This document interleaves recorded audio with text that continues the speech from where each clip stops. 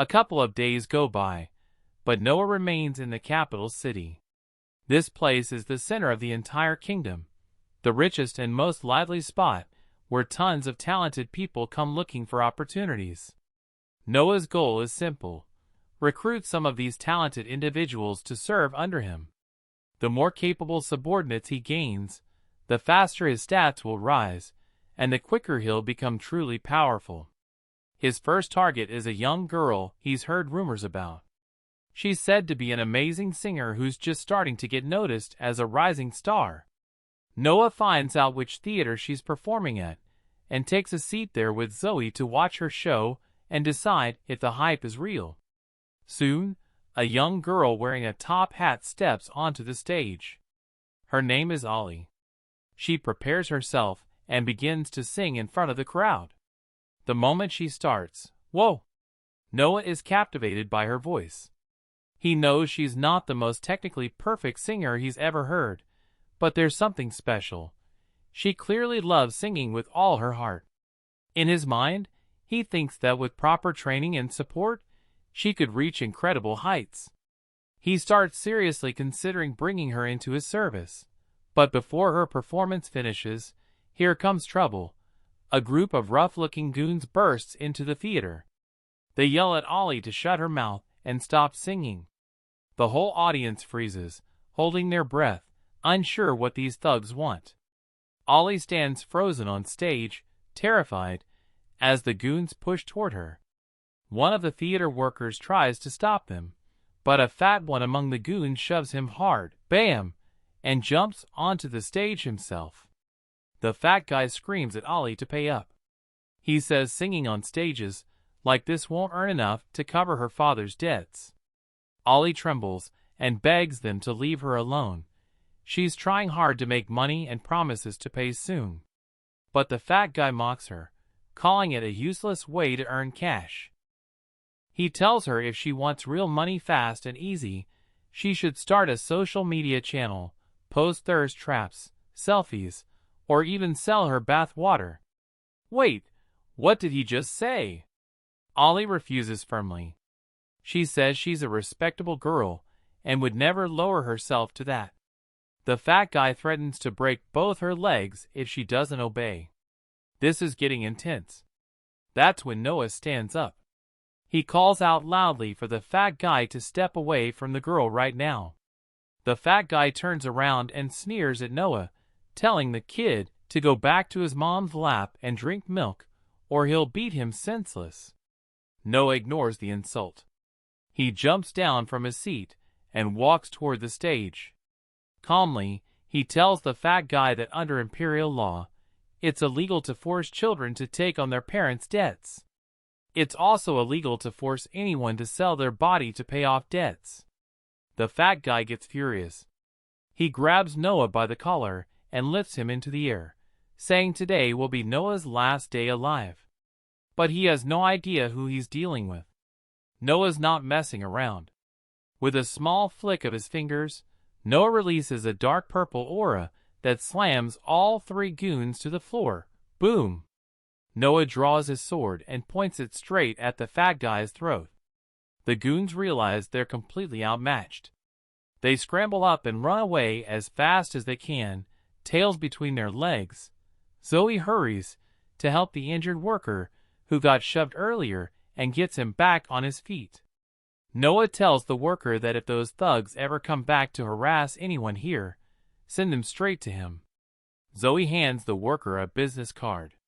When he reads it and realizes the boy in front of him is actually a prince of the kingdom, his eyes widen in shock. Noah doesn't pay attention to the surprise. He turns to Ollie and asks what her monthly living expenses are. She thinks for a moment, remembering she also has to cover her mother's medical treatment, and says around $600 a month. Noah immediately offers her $2,500 every month, so she can focus fully on improving her singing. Wait, what? $2,500? Ollie is stunned and can barely believe what she's hearing. Noah adds that her pay will go up as she gets better. Then he tells her to finish the song. He really wants to hear how it ends, and goes back to his seat. Later that evening, when Noah returns home, his maids greet him as usual. Suddenly he notices the same goons from earlier are there, bowing low to the ground and begging for a chance to apologize. Now they know he's a prince. Noah isn't interested. He tells a maid to send them away. He has no time for random people like them. Just then, his older brother Henry arrives. Henry says Noah made the right call. Talking to lowlifes whenever they want would weaken a prince's authority. Noah agrees, but explains there's more to it. He wants the goons to think he's still furious about what they did to Ollie today. That fear might stop them from bothering her again. Henry asks who the girl is, and why Noah cares so much. Noah says she's an excellent singer with real potential. If she keeps getting better, she could become a valuable asset to the kingdom. Henry smiles and says Noah may be young, but he already thinks like a mature adult about these things. He adds that Gary, another brother close in age, still acts like a total child and isn't nearly as sharp. Noah replies politely that Gary will figure things out in time. In his mind, Noah notes that even though he calls them brothers, Henry and Gary share the same mother, while he has a different one. Henry changes the topic to the sword. He admits he never thought it possible, but Noah has truly mastered Leviathan. He asks where Noah keeps it, and how he even carries something so huge for his size.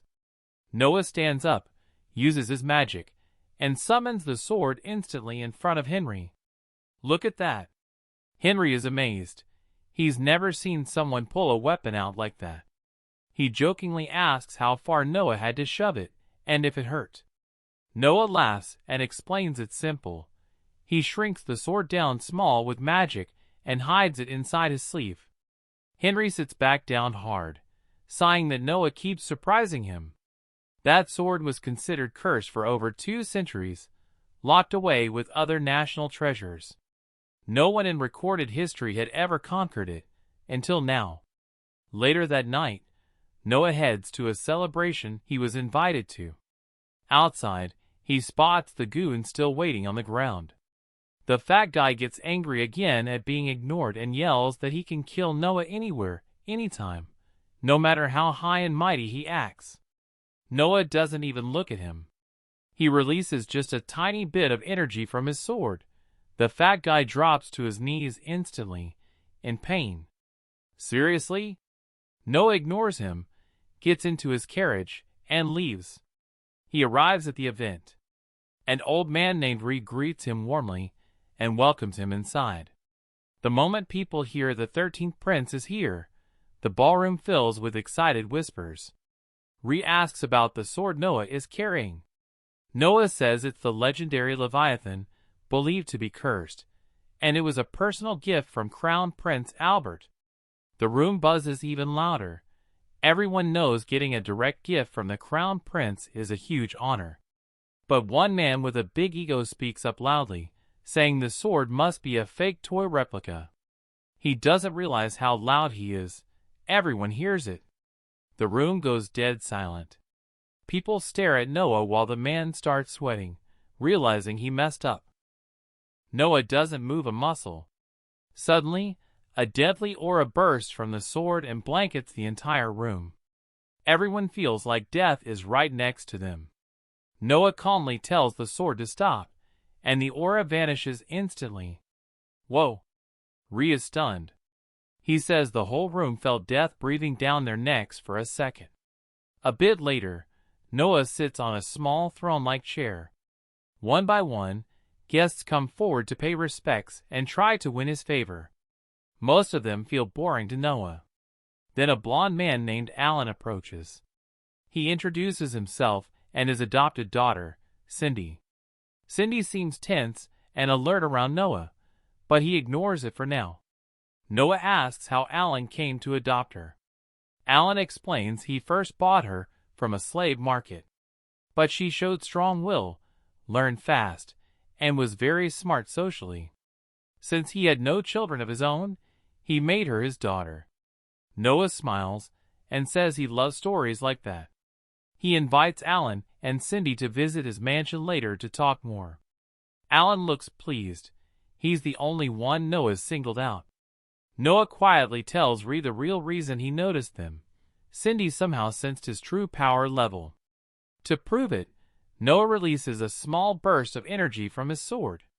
Cindy instantly turns around, on guard, ready to protect them if attacked. A few days later, while Noah is out walking, he runs into the 8th prince, Oscar. Oscar suggests they stroll through the market together and look for interesting things. While browsing junk stalls, Noah spots an old grimoire. When he picks it up, one of his stats jumps straight to S rank. Interested, he buys it immediately. His sword starts reacting strangely to the book. Oscar recognizes it as an ancient magical tome made by some long-dead sorcerer. Suddenly the book opens on its own and releases a massive monster into the street. Oscar tells Noah to run to safety. Noah instead draws his sword and faces the demon head-on. He swings, but for the first time, his slash doesn't cut through it easily. Noah adds extra magic to his next strike, aims upward to avoid destroying the area, and slices again. This time the monster vanishes completely. Oscar stands there, amazed at how strong his little brother has become. A shopkeeper rushes out, bows low, and begs Noah to look at something special in his shop. He leads the princes inside and shows them a magical ring. The shopkeeper says the ring has never accepted an owner before and asks Noah to try it. Noah slips it onto his thumb. Magic activates instantly. His whole body gets covered in beautiful, shining armor plates. The shopkeeper is shocked. Noah loves it and wants to buy it right away. But Oscar stops him, saying he'll pay for it as a gift from him. After that, Noah decides to head back to the theater to watch Ollie perform again. But as he steps out of the carriage, the fat guy attacks him with a sword out of nowhere. Noah activates the ring's shield and blocks the strike easily. The carriage driver jumps in, pins the fat guy down, and captures him. Noah doesn't bother with it anymore. He walks into the theater. On stage, Ollie is dealing with 2 drunk men fighting over her. Noah steps in, uses magic to shred their clothes apart, and the embarrassed men run out screaming.